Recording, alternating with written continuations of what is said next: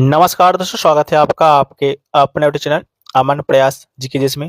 जैसा कि फ्रेंड्स, आज है आपका 7 जनवरी और 7 जनवरी से जो है आपका दिल्ली पुलिस HCM का एग्जाम था, जो कि आपका यहाँ पर जो है 2 शिफ्ट में आपका आज एग्जाम जो है समाप्त हुआ है। शायद आपका जो है थर्ड शिफ्ट में एग्जाम जो है नहीं था, क्योंकि थर्ड शिफ्ट का रिव्यू जो है हमें नहीं प्राप्त हुआ है। बाकी हम अभी कंफर्म नहीं है कि थर्ड शिफ्ट में था या नहीं था, तो आप लोग जो है कंफर्म कर दीजिएगा। आज के इस वीडियो में जो है हम लोग फर्स्ट और सेकंड शिफ्ट का जो है सेपरेट एनालिसिस जो है वो करा चुके हैं। उसमें से बहुत सारे क्वेश्चन को डिस्कस कर चुके हैं, लेकिन इसके अलावा भी जो है बहुत सारे क्वेश्चन जो है आपके छूट गए थे और हो सकता है आपके एग्जाम के लिए इंपॉर्टेंट हो। तो अभी के इस वीडियो में उन सारे क्वेश्चन को देखेंगे। बाकी जो लोग फर्स्ट और सेकेंड शिफ्ट का जो एनालिसिस नहीं देखे हैं, तो आप लोग से निवेदन है कि जाकर जो है आप लोग को देख लीजिएगा। वीडियो के सेक्शन में जो है आपको वहाँ पर मिल जाएगा।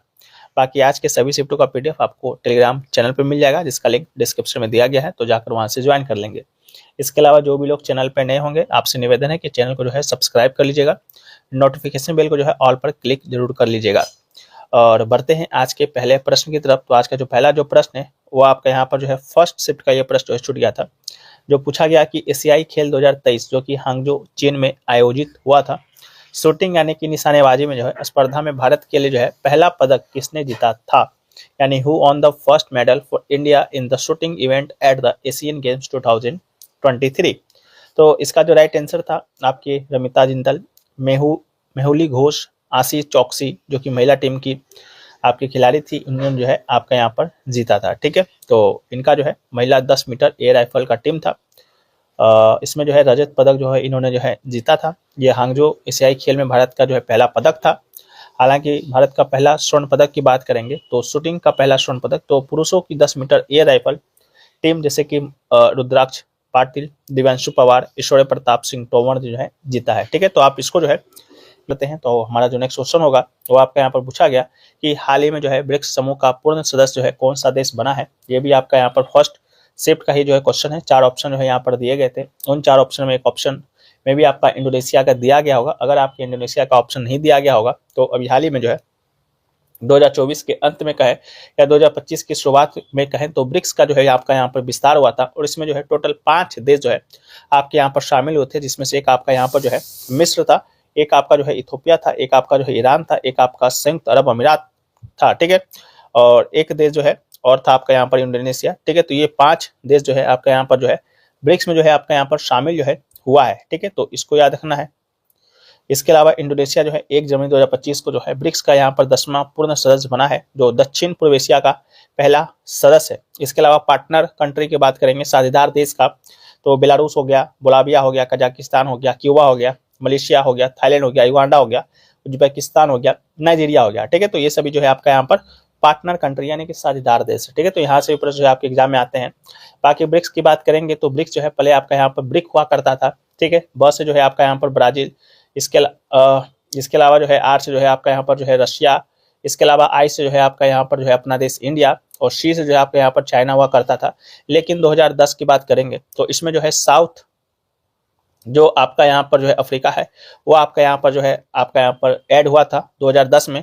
तब से जो है आपका यहाँ पर ब्रिक्स जो है आपका यहाँ पर कहलाने लगा था। लेकिन अभी वर्तमान में जो है 5 और नए देश जो है शामिल हुए हैं। तो अब देखिए कौन इसका नाम जो है क्या पड़ता है, लेकिन अभी तक कोई भी ऐसा आधिकारिक जो है नोटिस नहीं आया है कि इसका नाम बदला गया हो। बाकी ब्रिक्स समूह का जो आपका यहाँ पर 2025 में जो बैठक हुआ था ये आपका यहाँ पर जो है ब्राजील में हुआ था। ये भी प्रश्न आपके आज के ही जो है सेकेंड या फर्स्ट शिफ्ट में पूछा गया था, तो उसको जो है आप लोग यहाँ पर जो है देख लीजिएगा। बाकी जो है हम लोग बढ़ते हैं नेक्स्ट क्वेश्चन की तरफ। तो नेक्स्ट क्वेश्चन जो है कि ऑपरेशन सिंदूर के समय जो है विंग कमांडर वेमेका सिंह जो है किस सैन्य बल से संबंधित थी, इस तरह का क्वेश्चन जो है आपके आए थे। जिसका राइट आंसर था भारतीय वायुसेना यानी कि इंडियन एयरफोर्स जो है इसका राइट आंसर था।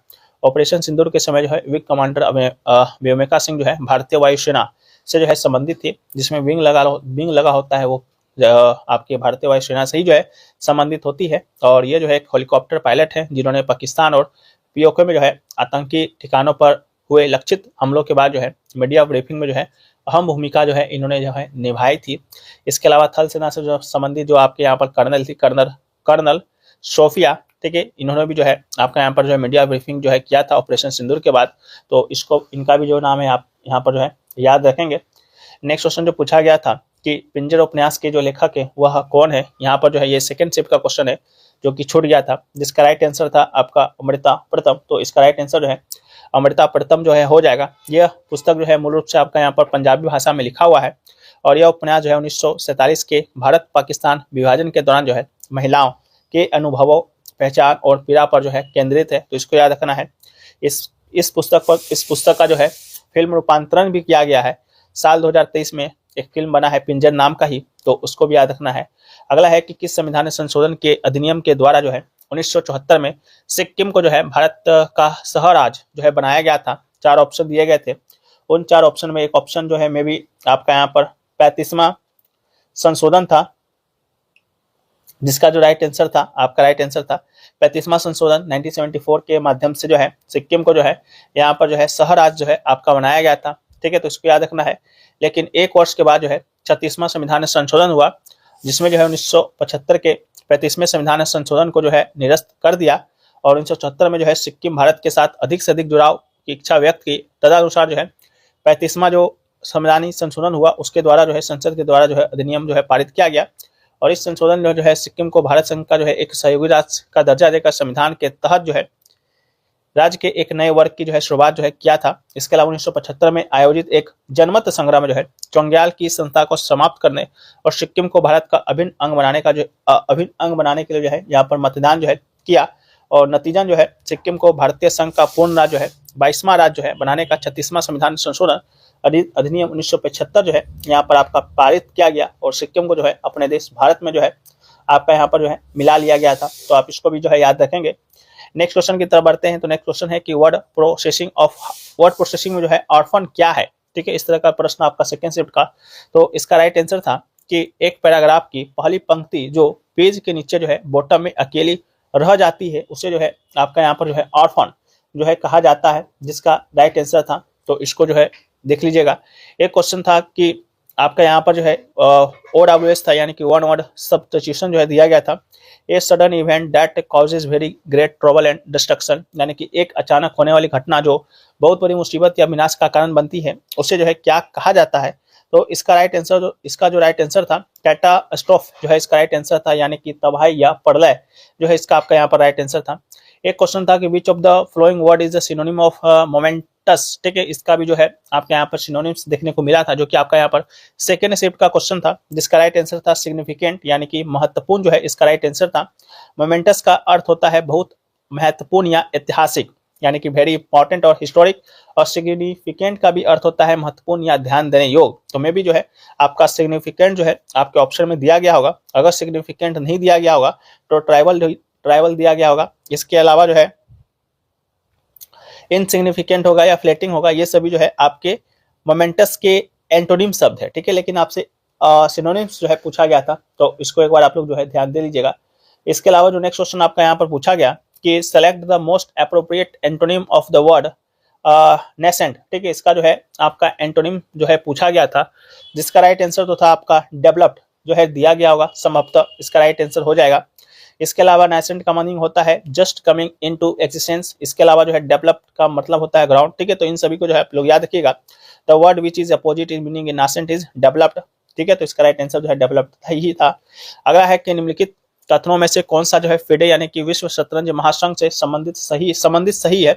4 कथन जो है आपका यहाँ पर फिडे के बारे में दिया गया था। सेकेंड शिफ्ट का ये क्वेश्चन था। ठीक है, पहला जो कथन था कि भारत की फिडे रैंक जो है 50 से कम है। एक था कि भारत में कोई ग्रैंड मास्टर नहीं है। एक था कि भारत जो है फिडे के शीर्ष देशों में शामिल नहीं है, और एक था कि भारत के ग्रैंड मास्टर की संख्या में जो है यहाँ पर कमी आई है। ये 4 ऑप्शन जो है आपके दिए गए थे। पूछा था कौन सा सही है, तो इसका राइट आंसर था कि भारत की फिडे रैंक जो है 50 से कम है। ये वाला कथन जो है बिल्कुल सही था।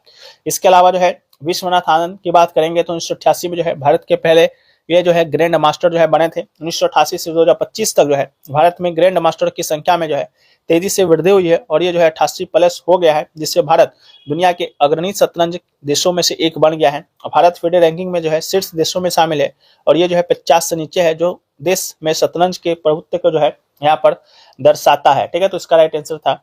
एक क्वेश्चन जो था आपका कि यदि एक वृत्त का क्षेत्रफल जो है 1.54 सेंटीमीटर स्क्वायर है और उस त्रिज्य खंड का परिमाप जो है ज्ञात कीजिए जिसका केंद्रीय कोण जो है 90 डिग्री है। ये 4 ऑप्शन जो है दिए गए थे। तो इसका निकालने का जो आपका यहाँ पर फॉर्मूला होता है, वृत्त का क्षेत्रफल यानी कि एरिया ऑफ सर्कल, वो आपका यहाँ पर पाई आर स्क्वायर जो है होता है। और वृत्त का क्षेत्रफल जो है आपका यहाँ पर दिया गया था, उसी से जो है आपका यहाँ पर रेडियस निकालना था, जो कि आपका यहाँ पर 0.7 सेंटीमीटर जो है आया। इसके अलावा जो लेंथ ऑफ आर्क होता वो आपका 1.1 सेंटीमीटर था। उसके अलावा जो है पेरीमीटर ऑफ सेक्टर की बात करेंगे तो चाप की लंबाई +2 इंटू त्रिज्या इसका होता है L+2R, तो उसके अकॉर्डिंग जो है 2.5 जो है सेंटीमीटर जो है आपका यहाँ पर जो है निकल कर आता। तो 2.5 सेंटीमीटर ही जो है इसका आपका यहाँ पर राइट आंसर होता। एक क्वेश्चन था कि एक व्यक्ति जो है मीनार से 20 मीटर जो है दूर खड़ा है, यदि मीनार के शिखर का उन्नयन कोण एंगल ऑफ एलिवेशन जो है 45 डिग्री है तो मीनार की ऊंचाई जो है ज्ञात करना था। ये भी जो है सेकंड शिफ्ट का क्वेश्चन था। तो मीनार से व्यक्ति की दूरी की बात करेंगे तो ये जो है आपका 20 मीटर, इसके अलावा उन्नयन कोण जो है आपका 45 डिग्री दिया गया था। और मान लेते हैं कि मीनार की जो ऊंचाई है आपका h मीटर है, तो जानते हैं tan थीटा इक्वल टू होता है tan theta equal to perpendicular बट्टा बेस। ठीक है, तो मान जब रखेंगे तो यहाँ पर जो h का जो मान आएगा आपका 20 मीटर आएगा। तो इसका जो राइट आंसर था आपका 20 मीटर ही था। सेकंड शिफ्ट का जो है ये क्वेश्चन है। इसके अलावा एक क्वेश्चन था कि कोस 15 डिग्री का सटीक जो है मान ज्ञात करना था, और कोस π/4 - π/6 के रूप में भी जो है लिखा जा सकता है। इसका जो है आपसे सॉल्यूशन पूछा गया था, जिसका राइट आंसर जो है आपका ऑप्शन नंबर बी जो है इसका राइट आंसर था। बाकी आप लोग जो है इसका सॉल्यूशन जो है देख लीजिएगा, इससे संबंधित जो है क्या आपके यहाँ पर प्रश्न जो है इससे संबंधित जो सॉल्यूशन जो है हो सकते हैं। अगला क्वेश्चन जो है आपका यहाँ पर वैश्विक लैंगिक अंतराल रिपोर्ट से जो है आपका आया था, ग्लोबल जेंडर रिपोर्ट से संबंधित प्रश्न आए थे। प्रश्न जो है हमें नहीं मिल पाया है कि कौन सा प्रश्न जो है आपके यहाँ पर पूछा गया था, तो हम लोग जो है वैश्विक लैंगिक अंतराल रिपोर्ट को जो है यहाँ पर देख लेते हैं। तो सबसे पहली बात तो है कि ये जो रिपोर्ट है आपका 11 जून 2025 को जो है जारी किया गया था। ठीक है, और इसमें जो भारत का जो रैंक था वो आपका यहाँ पर 131 था। तो आप इसको जो याद रखेंगे, ये जो रिपोर्ट है आपका WEF के द्वारा यानी कि विश्व आर्थिक मंच के द्वारा जो है जारी किया जाता है। ये जो आपका 2025 में जो जारी किया गया वो आपका यहाँ पर 19वां संस्करण था। पहली बार जो है 2006 में जो है ये रिपोर्ट आपका यहाँ पर जारी किया गया है, और इसमें जो है टोटल 148 देशों का रिपोर्ट जो है इस बार 2025 में जो है जारी किया गया है। ठीक है, ये जो 4 क्षेत्रों पर जो है लैंगिक अंतराल का जो है परीक्षण करता है: आर्थिक भागीदार और अवसर, शैक्षणिक उपलब्धियां, स्वास्थ्य और उत्तरजीविता, और जो है चौथा है राजनीतिक सशक्तिकरण। ये जो सूचकांक है 0 से 1 के मध्य में जो है विस्तारित है।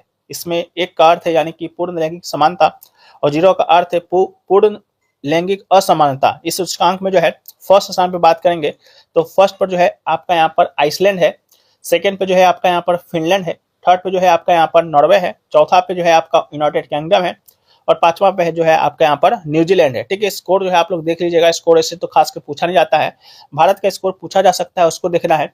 और इस सूचकांक में न्यूनतम यानी नीचे से 5 देशों की बात करेंगे तो पाकिस्तान जो है नीचे से आपका इस रैंक पर है, 148वां रैंक है। सूडान जो है पाकिस्तान के बाद है, 4 है, फिर ईरान है, फिर आपका यहाँ पर गिनी है।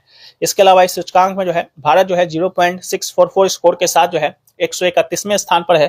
तो भारत का स्कोर जो है आप यहाँ पर याद रखेंगे, जो कि आपके एग्जाम में पूछा जा सकता है। जबकि पिछले वर्ष भारत जो है इस सूचकांक में जो है आपका 129वें रैंक पे था।